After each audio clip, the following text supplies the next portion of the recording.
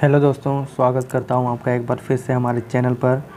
और आज हम लेकर आ गए हैं सर्वांग समता तथा समरूपता, जो हमारी सीरीज चल रही थी उसका तीसरा वीडियो। ठीक है, तो सबसे पहले इसमें क्या पढ़ने वाले हैं उसको देखते हैं। तो SAS रूल, जो साइड एंगल साइड रूल होता है हमारा सर्वांग समता का। ठीक है, समरूपता में भी ये रूल होता है SAS का, लेकिन जब हमने समरूपता अभी तक स्टार्ट नहीं किया है तो सबसे पहले SAS सर्वांग समता का रूल समझेंगे। ठीक है, उसको समझेंगे। वैसे हमने हल जो थोड़ा ऊपर से समझ लिया था हमारे फर्स्ट वीडियो में, ठीक है, उसमें समझ लिया था। अब SAS, अब इसको सिर्फ SAS की बात करेंगे आज इस वीडियो में। SAS क्या रूल है, ठीक है, फिर उसके बाद में उसका प्रूफ देखेंगे। उसका प्रूफ बहुत इंपॉर्टेंट होता है। बहुत सारे टीचर्स प्रूफ कराते नहीं हैं, डायरेक्ट क्वेश्चंस पे आ जाते हैं, लेकिन प्रूफ बहुत इंपॉर्टेंट होता है। प्रूफ से बच्चे को समझ में आता है कि किस प्रकार से क्वेश्चन को हल करना है। इसको जो आगे की एक्सरसाइज, जैसे आगे की एक्सरसाइज में क्वेश्चन आते हैं तो वो उसको हल नहीं कर पाते हैं। क्यों? क्योंकि उनको प्रूफ का पता नहीं होता। उन्हें सिर्फ इतना सा बता दिया जाता है कि SAS रूल क्या होता है, उसकी परिभाषा बता दी जाती है और इस प्रकार से डायग्राम बना के वो समझा दिया जाता है कि SAS रूल ये होता है कि दो सर्वांगसम त्रिभुज होंगे। यदि त्रिभुज की दो भुजा, जैसे दो भुजा उसके बीच का कोण किसी दूसरे त्रिभुज के दो भुजा उसके बीच के कोण के बराबर हो तो वह SAS रूल से सर्वांगसम हो जाएगा। बस इतना सा बता दिया जाता है। और बालक, जो बच्चे को लगता है कि हाँ मुझे समझ में आ गया, जब वो क्वेश्चन पे आता है तो पता चलता है कि उसे क्वेश्चन नहीं हो पा रहा है। तो वो दिक्कत वहीं हो जाती है। प्रूफ को समझना बहुत ज़रूरी है। प्रूफ से हमें समझने में आता है कि क्वेश्चन को किस प्रकार से करना है। तो प्रूफ समझना सबसे इम्पोर्टेंट होता है। ठीक है, तो प्रूफ कितना इम्पोर्टेंस है ये आपको पता चल गया होगा कि आगे की जगह आपसे क्वेश्चन नहीं होंगे अगर आपको प्रूफ नहीं समझ में आएगा। तो प्रूफ बहुत इंपॉर्टेंट होता है। दूसरी बात क्या कर रहा हूँ मैं, दूसरी बात उसको भी ढंग से सुनिएगा। इस वीडियो को बनाने से पहले, इस तीसरे वीडियो को बनाने से पहले मैंने एक वीडियो बनाया था। ठीक है, इसी पे बनाया था। ये देखो मैं दिखाता हूँ, ये रहा, ये वाला वीडियो बनाया था। इसमें मैंने बताया था कि प्रूफ समझने से पहले क्या कंसेप्ट क्लियर होना चाहिए, क्योंकि बच्चे प्रूफ भी समझ लेते हैं, उनको लगता है कि समझ में भी आ रहा है उसके बाद में, लेकिन वो ये उनका दिल नहीं कहता है। ठीक है, वो समझते हैं कि हाँ मैं समझ में आ रहा है, लेकिन उनका अंदर से दिल नहीं कह पाता है कि हाँ तुझे अच्छी तरीके से समझ में आ गई, क्योंकि उनके कहीं ना कहीं वो डाउट रहता है। तो डाउट क्यों रहता है उसको मैंने समझाने की कोशिश करी थी कुछ प्रैक्टिकल तरीके से। ठीक है, तो उस वीडियो को ज़रूर देख के आना है इस वीडियो से पहले। ठीक है, ताकि आपका वो कंसेप्ट क्लियर हो जाए। कि अगर आप उस वीडियो को मिस कर देंगे ना तो चाहे से अभी ये SAS रूल आपको समझ में आ जाएगा। ठीक है, इसको भी बहुत ही प्रैक्टिकल तरीके से भी मैं समझाऊंगा।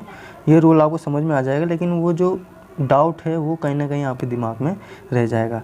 तो आप एक दिन अभी आज समझोगे तो थोड़े दिन याद रहेगा, फिर जब आप इसको छोड़ दोगे, अगला टॉपिक पढ़ोगे तो फिर इससे वापस से भूल जाओगे, तो फिर आपका कॉन्फिडेंस लो हो जाएगा। तो उस वीडियो को देख के आना, उससे आपका कॉन्फिडेंस एकदम बिल्कुल हाई पे चला जाएगा। आपको लगेगा कि हाँ भाई मुझे समझ में आने लगा है कि सर्वांग समता में आखिर हमें करना क्या है और क्या होता है। तो अब चलते हैं हमारे तीसरे वीडियो के टॉपिक पर। क्या है ये है कि SAS रूल का प्रूफ समझना है। ठीक है, अब SAS रूल जो है उसका प्रूफ समझना है। तो सबसे पहले हमें सेकंड वीडियो में था जो मैंने ये बताया कि SAS रूल क्या होती है। एक बेसिक प्रमेय होती है जिसका कोई प्रूफ नहीं है, लेकिन इसको थ्योरेटिकल तरीके से हम थोड़ा सा समझ सकते हैं। ठीक है, थ्योरेटिकल तरीके से। वैसे इसको अभी प्रैक्टिकल तरीके से भी मैं करके बताऊंगा। तो सबसे पहले थ्योरेटिकल तरीके से समझते हैं और फिर लास्ट में आपको प्रैक्टिकल तरीके से समझाऊंगा, ताकि आपको पूरा जो भी मैं थ्योरेटिकल तरीके से समझाऊंगा पूरा क्लियर हो जाएगा उस प्रैक्टिकल तरीके से।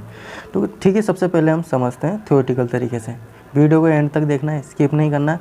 और अगर आपको लगता है कि हाँ मुझे कुछ ना कुछ समझ में आ रहा है, मैं कुछ ना कुछ सीख रहा हूँ, तो इस वीडियो को हमारे चैनल को सपोर्ट करना है। उसके लिए सिर्फ आपको एक काम करना है, हमारे चैनल को सब्सक्राइब करना है और अपने दोस्तों के बीच में बिल्कुल ज़रूर से ज़रूर शेयर करना है, ताकि वो भी इस नॉलेजेबल जो ऐसे जो जिनको कठिन लगता है, सभी बच्चों को, लगभग सभी बच्चों को कठिन लगता है सर्वांग समता समरूपता, बहुत बोरिंग टॉपिक लगता है, उसको इंटरेस्टिंग बनाने का काम मैं कर रहा हूँ।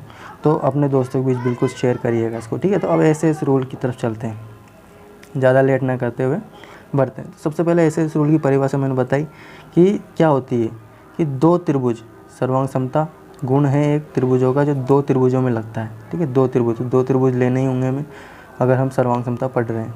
तो दो त्रिभुज लिए तो SAS रूल क्या कहता है? SAS रूल कहता है कि जो दो त्रिभुजों में से पहले वाला त्रिभुज है उसकी दो भुजा देखो ए बी ले ली और ए सी ले ली, इस त्रिभुज की ए बी और ए सी दो भुजा, और उसके बीच का कोण किसी दूसरे त्रिभुज की दो भुजा उसके बीच के कोण के बराबर हो तो वो ऐसे एस रूल से सर्वांगसम होंगे। अब सर्वांगसम का मतलब मुझे समझाया था।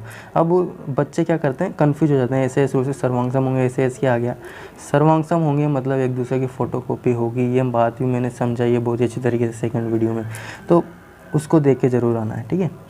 अब तो भैया ये ऐसे इस रूल से सर्वांगसम होंगे अगर इस तरीके से ये ए बी भुजा इसके बराबर है, ए सी भुजा इसके बराबर, उनके बीच के कोण भी आपस में बराबर हैं, तो ऐसे इस रूल से सर्वांगसम होंगे। तो हमें तीन चीज़ें दी हुई है। दिए क्या है हमें, ए बी बराबर डी, ए बी बराबर डी ई दिया हुआ है, ए सी बराबर डी एफ दिया हुआ है, और जो कोण एंगल ए है इस त्रिभुज ए बी सी का एंगल ए है वो इस त्रिभुज डी ई एफ का एंगल डी के बराबर हमें दिया हुआ है। सिद्ध क्या करना है हमें, त्रिभुज ए बी सी सर्वांगसम होगा त्रिभुज डी ई एफ से। कौन से रूल से, एस ए एस रूल से सर्वांगसम होगा, ये हमें प्रूफ करना है। अब चूंकि ये बेसिक प्रमेय है तो इसको प्रूफ करने के लिए हमें किसी भी अन्य प्रमेय की ज़रूरत नहीं पड़ेगी, ठीक है। ये भी चीज़ मैंने सेकंड वीडियो में बताई है, लेकिन अब जो इसके आगे का जो प्रूफ करेंगे, इसके आगे के रूल का जो आता है ए एस है, उसमें हमें इसकी आवश्यकता ज़रूर पड़ेगी, तो इसको ढंग से समझना है, ठीक है। अब आवश्यकता क्यों पड़ेगी वो चीज़ मैंने क्लियर करी है सेकंड वीडियो में, तो आप समझ रहे होंगे कि कितना इंपॉर्टेंट, अगर आप इस तीसरे वीडियो को उस दूसरे वीडियो को देखे बिना देख रहे हैं, ठीक है, तो मैं उसका इम्पोर्टेंस थोड़ा सा बता रहा हूँ आपको, तो उस वीडियो को देख के ज़रूर आना है। फिर चलते हैं अब यहाँ पे। तो ऐसे इस रूल से हमें क्या करना है, हमें ये चीज़ दी हुई है, हमें ये चीज़ प्रूफ करनी है। अब प्रूफ कैसे करेंगे, तो देखो थ्योरेटिकल तरीके से समझते हैं, इसका कोई मैथमेटिकल तरीका नहीं है। ऐसे एक बेसिक प्रमेय, इसका कोई मैथमेटिकल तरीका नहीं है, थ्योरेटिकल तरीका। थ्योरेटिकल तरीका क्या है, सबसे पहले मुझे देखो यहाँ पे मैं जो थ्योरेटिकल तरीका उसकी थ्योरी नहीं लिखूँगा, ठीक है, वो आपको लिखनी है, मैं सिर्फ थोड़ा सा समझाऊंगा, बढ़िया अच्छे फन के साथ में समझने का कोशिश करेंगे, फिर प्रैक्टिकल तरीके से साथ भी समझने की कोशिश करेंगे। तो बिल्कुल बोरिंग नहीं होना है, टॉपिक को अच्छे से इंटरेस्टिंग बना के हम समझेंगे। तो देखो अब चूँकि इसका मैथमेटिकल तरीका कोई है नहीं, तो अब हम इसका थ्योरेटिकल तरीके से हल करेंगे। तो थ्योरेटिकल से सबसे पहले मैंने क्या किया, सबसे पहले मैंने इसको उठा के यहाँ पे देख लिया, इसको उठा के इसके ऊपर पटक दिया, या इसको इसके ऊपर उठा के इसको पटक दो, क्योंकि सर्वांग समता का मतलब क्या होता है, बिल्कुल फ़ोटोकॉपी होनी चाहिए। अब जैसे मैं इसको इसके ऊपर उठा के रखूँगा, तो अगर ये एक दूसरे को ढक लेते हैं मतलब सर्वांग सम है, ठीक है, और नहीं ढकते हैं तो सर्वांग सम नहीं है।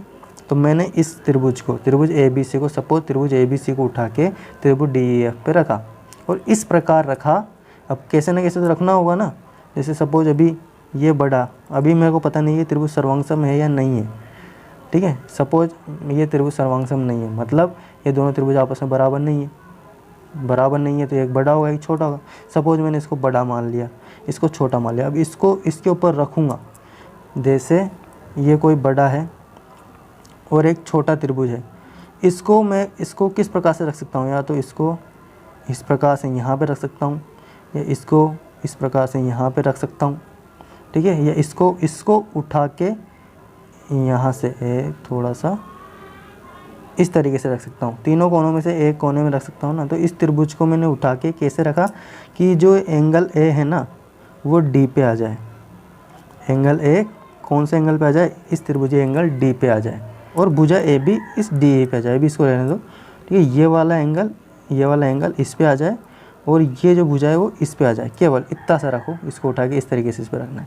जैसे मैंने इसको इस पे रखा तो एंगल ए डी पे आ गया और भुजा ए बी इस पे आ गया। हमें दिया हुआ है कि ए बी बराबर डी ई है, ये हमें दिया हुआ है, और एंगल ए बराबर डी है, ये हमें दिया हुआ है, मतलब ये एंगल इसके बराबर है, तो और ये भुजा इसके बराबर है।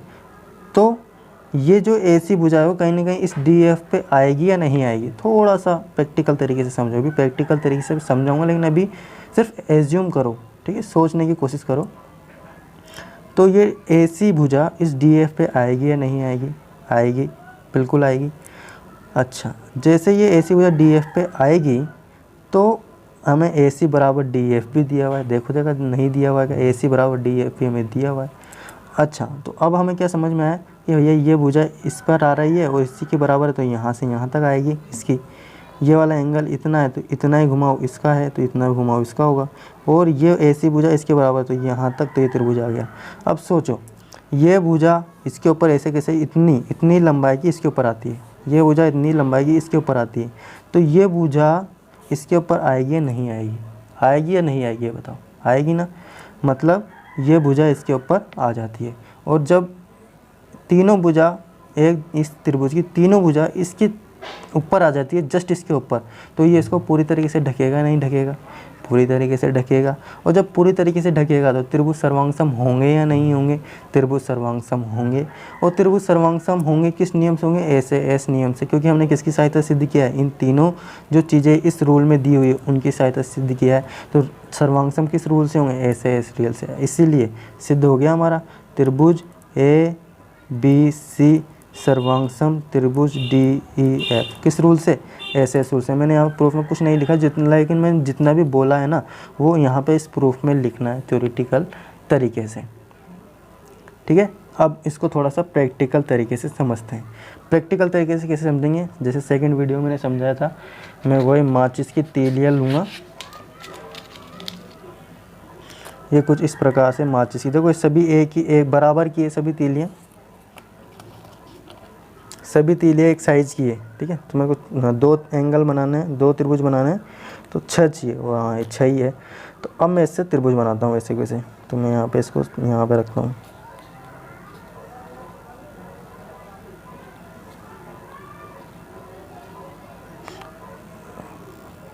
अब देखो ये 2 त्रिभुज मैंने बना लिए तीलियों से, ठीक है। तो अब ये वाला त्रिभुज हम ए बी सी मान सकते हैं, और ये वाला त्रिभुज हम डी एफ मान सकते हैं। तो इसको इसके ऊपर उठा के रखा तो ये एंगल जितना है ना उतना इसके ऊपर आएगा, इस एंगल को इसके ऊपर रखना है। और हमें दिया हुआ है कि ये एंगल जितना है, मतलब ये इनके बीच में जितना एंगल है उतना इसके बराबर है। तो ये दोनों जो ये वाली दोनों रेखाएं वो इसके ऊपर अध्यारोपित होगी नहीं होगी, ठीक है भैया। अब ये अध्यारोपित हो गई। अब सपोज मान लो ये वाली रेखा यहाँ तक ही आई, लेकिन हमें ये भी दिया हुआ है कि जो ये वाली भुजा है वो इसके बराबर है, तो इसके ऊपर अध्यारोपित तो होगी, लेकिन इनके बराबर ही है, मतलब अध्यारोपित कहाँ से होगी, पूरी पर अध्यारोपित होगी। और ये वाली भुजा, ये वाली, ठीक है, ये वाली भुजा इसके ऊपर पूरी अध्यारोपित होगी। तो ये एंगल बराबर, ये भुजा इसके बराबर, ये भुजा इसके बराबर, तो ये भुजा इसके ऊपर अध्यारोपित होगी नहीं होगी, अच्छा ये भी अध्यारोपित होगी। तो ये जब इसको इसके ऊपर उठा कर रखूँगा तो ये बिल्कुल एक दूसरे को ढकेंगे नहीं ढकेंगे, जी भैया ये भी ढकेंगे। अच्छा समझ में आ रहा है, बहुत अच्छा समझ में आ रहा है भैया मेरे को। तो इसी तरीके से समझते रहिए इंटरेस्टिंग तरीके से, ठीक है। तो अब इसको मैं इसके ऊपर उठा के रखूँगा, ढक गया तो क्या हो गया, फोटोकॉपी हो गई, फोटोकॉपी हो गई तो क्या हो गई, सर्वांगसम हो गए। और सर्वांगसम हो गए किसकी सहायता से किए, इन तीनों चीज़ों की सहायता से। और ये तीनों चीज़ें किस में दी हुई जाती है, ऐसे एस रूल में। तो ऐसे एस रूल से दोनों त्रिभुज सर्वांगसम हो गए। तो यही तो प्रमेय, तो ये बेसिक प्रमेय, इसको इसी तरीके से हमें समझना है। तो ये ऐसे एस रूल ये होता है, ठीक है। अब इनको हटाते हैं हम एक साइड। अच्छा, अब एक बात और ध्यान में रखने वाली होती है कि ऐसे रूल, तो जैसे अभी मैंने 2 त्रिभुज बनाए, ये और ये, ठीक है। एक भुजा मैंने, ये भुजा इसके बराबर है, ये एंगल इसके बराबर है। अब ये भुजा नहीं ली मैंने, ये वाली भुजा ले ली। तो अब क्या इसमें ऐसे एस रूल लगेगा क्या, क्योंकि इसमें भी 2 भुजा है, 2 भुजा और एक एंगल है। इसमें भी 2 भुजा है, एस और एस, और एक एंगल है, नहीं लगेगी। क्योंकि ऐसे S rule, S A S, side angle side, जो ये कंटिन्यूटी दी हुई है ना, इसी कंटिन्यूटी में ये चीज़ें होनी चाहिए कि सबसे पहले एस हो, अच्छा ये मैंने एस ले लिया, ये एक साइड ले ली, अच्छा ये साइड हो गई।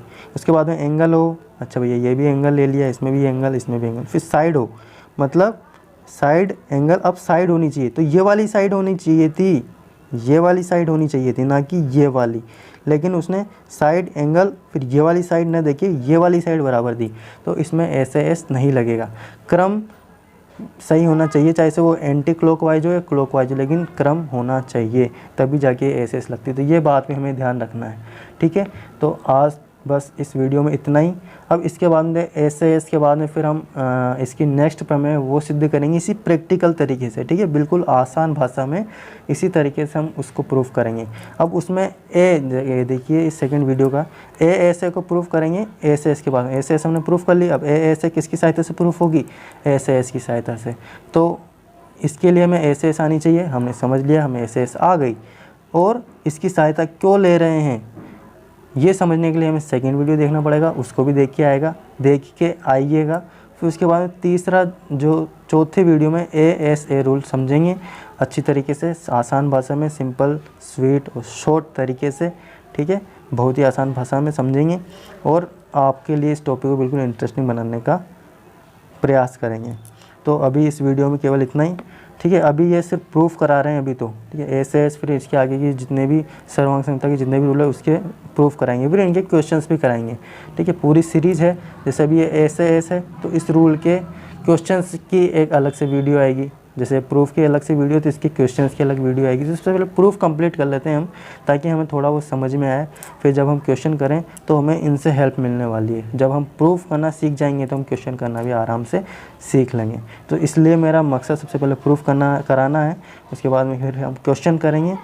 इस तरीके से हमारा पूरा सर्वांग समरूपता टॉपिक क्लियर करेंगे, फिर उसी प्रकार से समरूपता टॉपिक क्लियर करेंगे।